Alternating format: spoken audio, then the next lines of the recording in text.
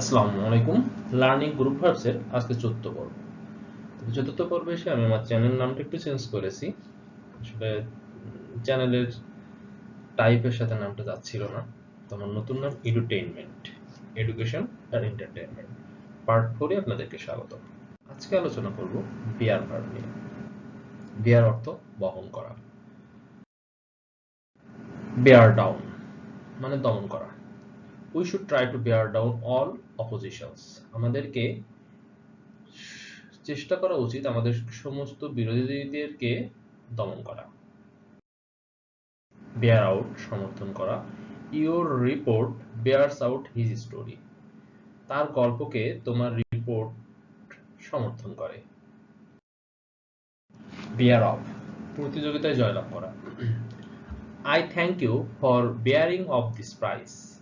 এই পুরস্কার জেতার জন্য আমি তোমাকে থ্যাংক ইউ জানাই। bear with সহ্য করা। No flesh and blood can bear with such an insult. কোন অভিশপ্ত ব্যক্তি এমন অবজ্ঞা সহ্য করতে পারে না। bear down upon আক্রমণের জন্য অগ্রসর হওয়া। He bore down upon me. সে আমাকে আক্রমণের জন্য আসলো। bear away জয়লাভ করা। You bore away 2 prizes.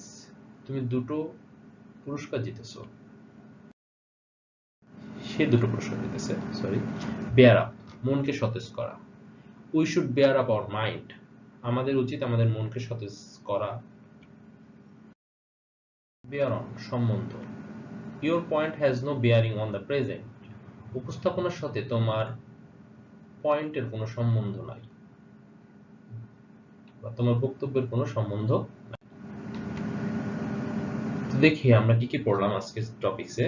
bear down দমন করা, bear out সমর্থন করা, bear up প্রতিযোগিতায় জয়লাভ করা, bear with সহ্য করা, bear down upon আক্রমণের জন্য অগ্রসর হওয়া, bear away জয়লাভ করা, bear up মনকে সতেজ করা, bear on মানে সম্বন্ধ। তো এখন আমরা নিজেরা একটু এগুলো মুখস্থ করি। করার পরে লাস্টে আমাদের আছে এটা নিয়ে একটা এক্সারসাইজ। দেখি আমরা এক্সারসাইজটা পারি কিনা।